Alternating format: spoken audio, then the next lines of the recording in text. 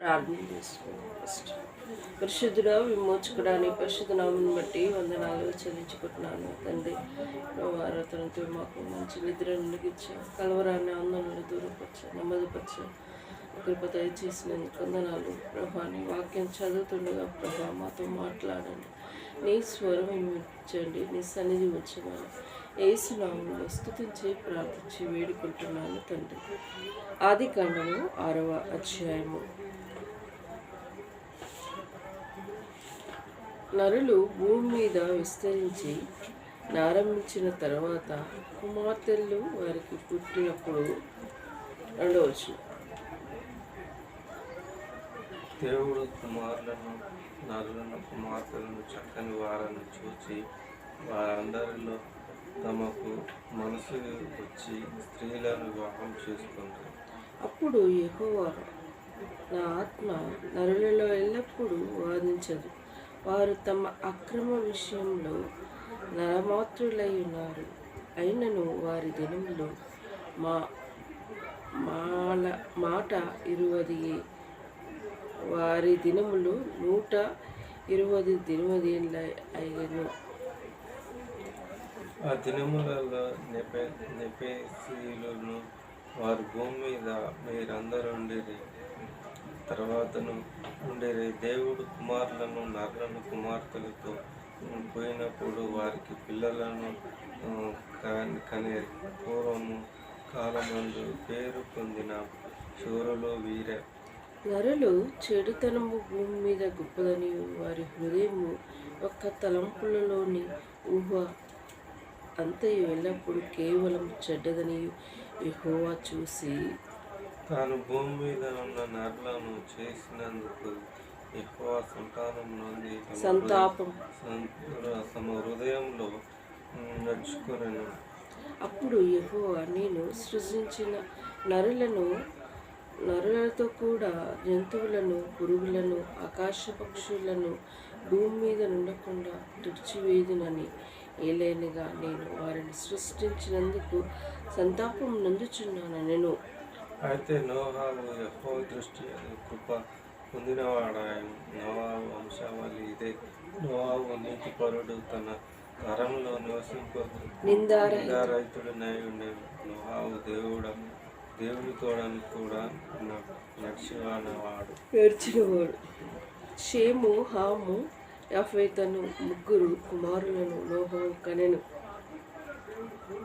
భూలోకము దేవుని సన్నిధిని చెడిపోయి ఉండెను. భూలోకం బలాత్కారంతో నిండి ఉండెను. దేవుడు భూలోకమును చూసినప్పుడు అది చెడిపోయి ఉండెను. భూమి మీద సమస్త శరీరులు తమ మార్గం చెరిపివేసుకొని ఉండిరి. దేవుడు నోహు సమస్త శరీరముల మూలంగా భూమి బలాత్కారముతో నిండి ఉన్నది కనుక ఈ సన్నిధిని వారి అంతము వచ్చినది. ఇదిగో వారిని భూమితో కూడా నాశనం చేయగలను. చిచ్చిసారకపు మ్రానుతో నీ కొరకు ఓడను చేసుకును. అరలు పెట్టి ఆ ఓడను చేసి లోపటను వెలుపటను దానికి కీలు పూయు వలెను. నేను దాన్ని చేయవలసి విధి మీది. ఆ ఓడ 300 మరల అడుగున 70 మూరల వెడల్పు 30 మూరల ఎత్తు గలది ఉండేవాళ్ళను. ఆ ఓడకి కిటికీలు చేసి పైనుండి మూరల కిందికి దాన్ని ముగింపవలను. ఓడ తలుపు దాని పక్కను ఉంచవలను. కింది అంతస్తు 2వ అంతస్తు 3వ అంతస్తు గలదిగా దాన్ని చేయవలను. ఇదిగో నేను నీ జీవాయువును సమస్త శరీరమును ఆకాశం క్రింద నుండి కూడా నాశనం చేయుటకు భూమి మీదకి జలప్రవాహమును రప్పించుచున్నాను. భూలోకమందున్న సమస్తము చనిపోదును. అయితే నీతో నీ నిబంధన స్థిరపరచుదును. నీవు నాతో కూడా నీ కుమారులను, నీ భార్యను, నీ తండ్రి కోడళ్లను నీవు ఓడలో ప్రవేశింపలేదు. మరియు నీతో కూడా వాటిని బ్రతికించి ఉండుటకు సమస్త జీవులతో అనగా సమస్త శరీరం యొక్క ప్రతి జాతిలోనివి రెండేసి చొప్పున నీవు ఓడలోనికి తేవలను. వాటిలో మగదియు ఆడదియు ఉండవలెను. నీవు వాటిని బ్రతికించి ఉంచుటకై వాటి జాతుల ప్రకారము, పక్షులలో వాటి జాతుల ప్రకారము, జంతువులలో వాటి జాతుల ప్రకారము, నేల ప్రాకులన్నింటిలోనూ ప్రతి జాతిలో రెండేసి చొప్పున నీ యొద్దకు అవి వచ్చును. మరియు తినుటకు నానా విధములైన ఆహార పదార్థములను కూల్చుకొని నీ దగ్గరికి ఉంచుకొను అని నీకు వాటికి ఆహార మగునని చెప్పాను. అట్లు చేశాను. దేవుడు అతని ఆజ్ఞాపించిన ప్రకారం యావత్తు చేశాను. దేవుడు అతనికి ఆజ్ఞాపించిన యావత్తు చేశాను. మరి 6వ అధ్యాయంలో చూసుకుంటూ వస్తుంటే మరి ఫస్ట్ నుంచి కొన్ని వచనాలు చూసుకొని మరి ఈ వాక్యము ఈ అధ్యాయం అర్థము చూసి ముగించుకున్నాము. నరులు భూమి మీద విస్తరించి ఆరంభించిన తర్వాత కుమార్తెలు వారికి పుట్టినప్పుడు దేవుని కుమారులను నరుల కుమార్తెలను చక్కని వారని చూసి వారందరిలో తమకు మనసు వచ్చిన స్త్రీలను వివాహం చేసుకున్నారు. దేవుని కుమారులు నరుల కుమారులని ఇక్కడ సంబోధించి మాట్లాడుతూ ఉన్నారు.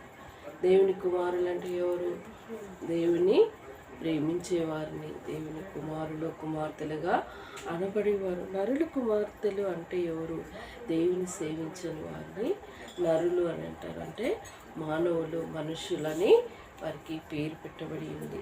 అయితే దేవుని కుమారులు నరుడు కుమార్తెలు చక్కని వారని చూసి వారందరూ తమకు మనసు వచ్చిన స్త్రీలను వివాహం చేసుకుని మరి వీళ్ళేంటి? ఇక్కడ ఏం జరుగుతుందంటే ఎవరికి ఇష్టం వచ్చిన స్త్రీని, వాళ్ళు నచ్చిన స్త్రీని పెళ్లి చేసుకోవడం జరుగుతూ ఉంది. ఇలా పెళ్లి చేసుకొని జరగటం వలన భూమి మీద నరులు మరి ఎక్కువ అయిపోయినారు. నరులు అంటే దేవుని ఎరగని చీకట్లో బ్రతికే వారిని ఈ లోకంలో మనుషులని పిలువబడుతున్నారు. అంటే అన్నిలో వారిని నరులుగా పిలువబడుతున్నారు. దేవుని కుమార్తెలు అంటే దేవుని ఎరిగిన వారిని దేవుని కుమారులు కుమార్తెలని చెప్పబడుకుంటూ వస్తున్నారు. అప్పుడు యెహోవా నా ఆత్మ నరులతో ఎల్లప్పుడూ వాదించదు. వారు తమ అక్రమ విషయంలో నరమాతృలై అంటే శరీరులు వారు శరీరులై ఉన్నారు. అయినను వారి దినములు 120 ఏళ్ళగనాయి. ఇక్కడ 5వ అధ్యాయంలో చూసుకుంటూ వస్తే ఆదాము నుంచి షేతు హానోకు వరకు ఎన్ని సంవత్సరాలు బతికిండ్రు? 100 సంవత్సరాలు. మరి ఈ ఆరోగ్యంలో వచ్చేవారికి నోహ వంశాలు వచ్చేవారికి ఎన్ని సంవత్సరాలు బతికి స్టేజ్కి వచ్చింది? 120 సంవత్సరాలు అయిపోయాయి. ఎన్ని ఏళ్ళు తరిగిపోయినాయి చూడు. మరి ఈ ఆరోగ్యంలో ఏం జరిగింది? నరుల కుమార్తెలు నరుల కుమారులు దేవుని కుమారులు వీరందరూ ఎవరికి ఇష్టం వచ్చినట్టు వారు మనసుకు నచ్చిన పిల్లల్ని చేసుకుంటారు. కాబట్టి భూమి మీద పాపము విస్తరింపబడింది. దేవుని కోపం వచ్చి మరి వారి ఆయుష్ కూడా తగ్గిపోయింది. నరులు చెడుతనము భూమి మీద గొప్పదని వారి హృదయము యొక్క తలంపులోని ఊహ అంత ఎల్లప్పుడూ కేవలం చెడ్డదని యెహోవా చూసి తాను భూమి మీద నరులను చేసినందుకు యెహోవా సంతాపమునందు తమ హృదయంలో నొచ్చుకుని ఇదంతా ఇవన్నీ జరుగుతూ ఉంటాయి. దేవునికి కోపం వచ్చింది, హృదయంలో నొచ్చుకున్నాడు. ఎంత జరుగుతూ ఉంటే హృదయంలో నొచ్చుకొని యెహోవా బాధపడుకుంటూ ఉన్నాడట.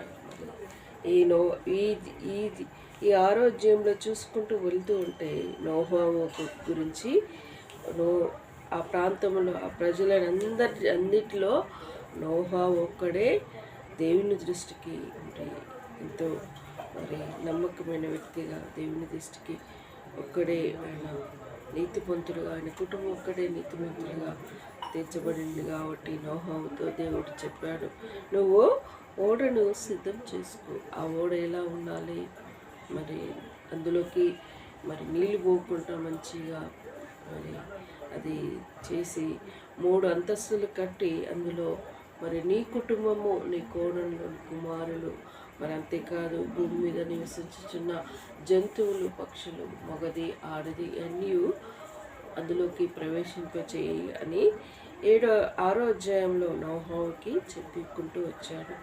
మరి దేవుడు చూసావా, ఈ లోకంలో దేవుని కుమార్తెలను మరి నరుల కుమార్తెలకు జతపడట మరి అది ఇష్టము కాదు. అంతే, దేవుని ఎరిగిన వారు దేవుణ్ణే చేసుకోవాలి, అన్యులని చేసుకోకూడదు.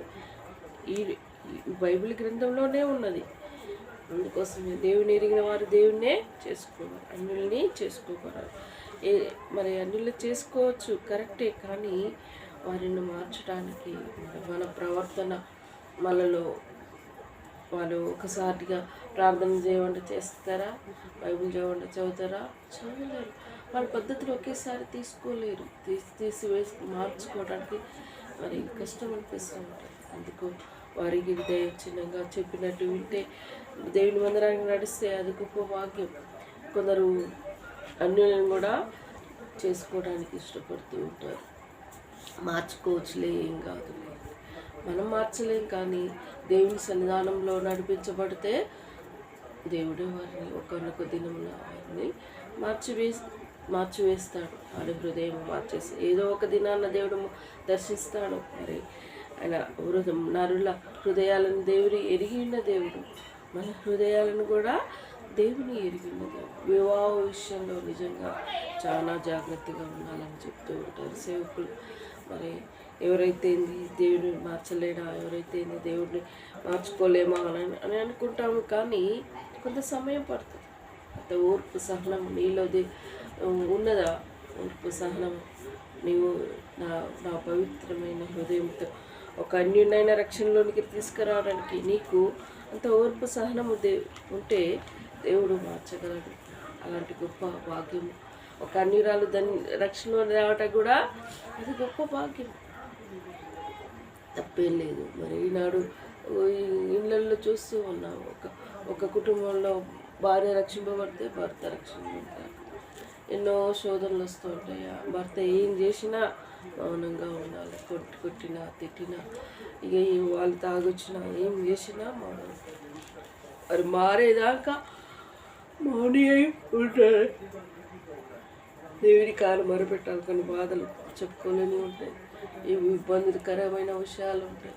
కానీ దేవుని కాడ మార్చివేసే దేవుడు, ఆయన నమ్మదైన దేవుడు. విశ్వాస సహితమైన ప్రార్థన ఒక రోగినైనను బాగు చేస్తుంది. విశ్వాసరాలైతే ఆ కుటుంబాన్ని రక్షించుకుంటుంది. అందుకోసమే పెళ్లి విషయంలో కూడా దేవుని నమ్ముకున్న వాళ్ళని చేసుకోవాలి, అన్నీ చేసుకోవటానికి వీలు ఉండదు. నీకు చేసుకున్న అవన్నీ నువ్వు దేవుని నమ్ముకునే విధంగా చేసే అంత ఓర్పు సహనం నీకుంటే దేవుని సన్నిధానంలో ఆమెను నడిపిస్తే దేవుడు ఒకనొక దినమున ఆమెను కూడా మార్చేస్తాడు, తప్పేం లేదు. కానీ నీకు అవకాశం ఉన్న చేసుకోవాలని మనసుకు వచ్చినట్టు చేస్తే దేవుడు కోపపడుతూ ఉంటాడు. ఇక్కడ అదే జరిగింది. ఎవరికి ఇష్టం వచ్చినట్టు, ఎవరికి మనసుకు నచ్చినట్టు వారు చేసుకుంటూ వెళ్తూ ఉంటారు. భూమి మీద నరులు ఎక్కువైపోయారు. అది ఎక్కువైపోయి దేవుడు బాధపడుతూ ఉన్నాడు. ఈ నరులని నేను ఎందుకు సృష్టించాను, ఎందుకు చేశాను, హృదయమంది మెచ్చుకుని ఉన్నాడు. మరి ఇక కోపం పాపం భూమి మీద విస్తరింపబడింది. ప్రజల తాళంగా కోపం వస్తూ ఉన్నది. నోహావు కుటుంబాన్ని ఒక్కడే నీతిమంతుడై ఉన్నాడు కాబట్టి నోహావుకి చెప్పాడు, ఈ భూమి మీద నేను 7వ అధ్యాయంలో మరి వర్షం కురిపించేది ఉంటాను, 45 దినాలు భూమి మీద జలప్రలయం చేపిస్తాను, నువ్వు ఓడని సిద్ధం చేసుకో, 3 గదులు కట్టి అందులో చేయని చెప్తూ ఉంటాడు. మన భూమి మీద ఒక రోజు 2 రోజులు వర్షం మధ్య ఒక రోజు మొత్తం తెల్లం దాకా పొద్దున్న దాకా వర్షం వచ్చింది. కుంటలు చెరువులు అన్నీ నిండిపోయినాయి. అలాంటిది 40 రోజులు వచ్చిందట నోహావు కాలంలో వర్షం. 40 రోజులు వస్తే ఆ ఓడ భూమి మీద అందరు జనమంతా చచ్చిపోయి, పిట్టలు జంతువులు అన్నీ చచ్చిపోయి ఆ ఇళ్ళన్నీ కూలిపోయి జలమయమైపోయి నేలమట్టం అయిపోయి నీళ్ళ మీద నోహా ఒక ఓడే తేలుకుంటూ ఉన్నదట. ఇక ఆ తర్వాత వర్షం వెలిసినాక బయటికి వెళ్ళటానికి ఫస్ట్ కాకిని పంపించిందట. మరి భూమి మీద నేల ఎక్కడన్నా లేసి ఆరిన నేల ఉన్నదో చూసినప్పుడు అటు కాకి ఏం చేసిందట, ఆ చచ్చిన శవాలని ఆ పిట్టల్ని అది తినుకుంటూ అట్టనే ఉండి తిరిగి రాలేదట. రాకుంటే తిరిగి మళ్ళీ పావురాన్ని బయటికి పంపిస్తే అది చూసి ఆకు భూమి మీద ఎక్కడ భూమి గడ్డి ఎక్కడ మెలిసిందో ఆ ఆకుని రెల్లుని తీసుకొచ్చి నోహకి సాదృశ్యంగా చూపిస్తే అప్పుడు ఒడ్డుకి చేర్చి ఓడని జంతువులు వాళ్ళ కుటుంబం బయటికి వెళ్ళి అలా బ్రతుకుంటూ బయటికి వచ్చారట. సో దేవుడి కోపం వస్తే ఆనాటి నుండి ఈనాటు అదే జరుగుతుంది. ఇప్పుడు ప్రపంచంలో యుద్ధాలు జరుగుతూ ఉన్నాయి, ఇక ఆపట్లేదు. నువ్వా నేనా, నువ్వా నేనా, నేనా నువ్వా అని అదే జరుగుతుంది. జనాలు నచ్చిపోతున్నారు, చనిపోతున్నారు. ఒక్క పెద్ద బాంబు వేసే పైనుంచి అక్కడ ఉన్న ప్రజలు ఒక పెద్ద గవర్నమెంట్ హాస్పిటల్ మీద వేసారట. మనకు అందులో ఉన్న మంది 300 మందికి ఎక్కువనే పోతున్నారు. అంతమంది ఒకసారి చచ్చిపోయారు. ఇక జనాలు విడిగా చచ్చిపోతున్నారు. పెట్రోల్ ట్యాంక్, డీజిల్ ట్యాంక్, అక్కడ ఎక్కువ పెట్రోల్ భూమి నుంచే తీయబడుతుంది. అది పెట్రోల్, ఆయిల్ ఇవన్నీ ధ్వంసం అయిపోతుంది, నాశనం అయిపోతుంది. భూమి మీద మనుషులకి చచ్చిపోతాము అన్న బ్రతుకుతామన్న హోప్ కూడా లేకుండా అయిపోతుంది. అలా తయారైపోయింది. స్వస్థమైన చావుకి విలువ లేకుండా తయారైపోయింది. ఏముంది అంటున్నారు ఈ లోకంలో మనుషులు ఏమంటారు, ఇలా ఇంట్లో రేపు మంటలో అంటారు. ఎవరైనా వస్తాం. ఆ మంటలో పోయిన ఆత్మ ఏడిపోతుంది, ఎక్కడ పోతుంది? నువ్వు చేసిన పాపాలకి శిక్ష మళ్ళా నరకం ఉన్నది అని చెప్పినా కానీ నమ్ముకోరే అని చెప్పినా కానీ వినకుంటే మన మన తప్పులు చూసి వారు ఈమె చెప్తుంది చూడరాదు, చెప్తుంది చూడరాదు, ఇలా ఒక్కళ్ళే పరలోకం పోతారా? మన తప్పులు మన చూసేవారుగా ఉంటారు, కానీ మనం వాళ్ళ గురించి పట్టించుకోవాల్సిన అవసరం లేదు. దేవుడు చూస్తున్నాడు. మనకు ఇక్కడ ఆరోగ్యంలో చూశారు, నోహా ఒక్క కుటుంబమే బ్రతికింది అంతే. ఒక గ్రామంలో అనేక సందర్భం చెప్పబడిన రీతిగా ఒక గ్రామంలో ఒక్క కుటుంబం రక్షింపబడిన ఒక్కరిని బట్టి కూడా ఆ ఊరంతా కాపాడుతాడంట. ఒక్కరు బట్టి దేవుడు అంత గొప్ప భాగ్యం దేవుడు మనకిచ్చాడు. దేవుడి మాటలు దీవించి ఆశ్రయించుగాక ప్రార్థించుకున్నాం. పరిశుద్ధుడా, విమోచకుడా, నీ పరిశుద్ధ నామమును బట్టి వందనాలు. మమ్మల్ని ప్రేమించినందుకు మాకు దేవుడు ఉన్నందుకు వందనాలు. చీకటిలో బ్రతుకుతున్నవారు ఈ లోకంలో ఎంతోమంది ఉన్నారు ప్రభా.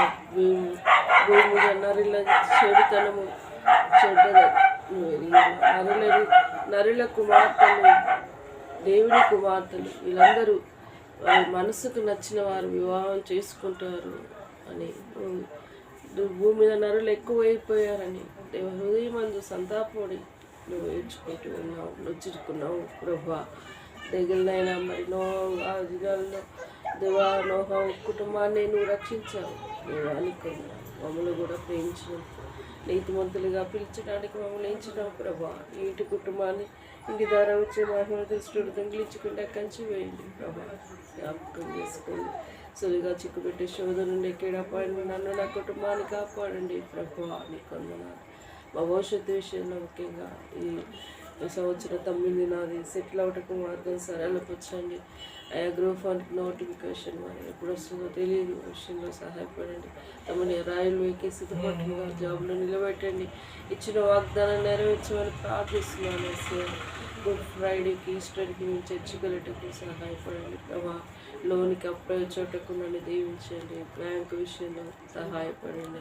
ఇలా నా సమస్యలు నా అక్కరిని మహిమాశంలో తీర్చండి. సులువుగా చిక్కుపెట్టే శోధ నుండి కీడపాయ నుండి కాపాడండి. అంతకాశక్తిని నజరేయుని నామంలో బంధిస్తూ నిన్ను కొనియాడుతూ పూజిస్తూ ఆరాధించుకుంటూ ఇంటి ద్వారా వచ్చే మహిళ దిష్టుడు దొంగిలించకుండా కలిసి వేయమని కాపాడమని తోడుగా ఉండమని కోరుకుంటూ నిరంజన విషయంలో ప్రభావ ముఖ్యంగా ప్రార్థిస్తున్నాను.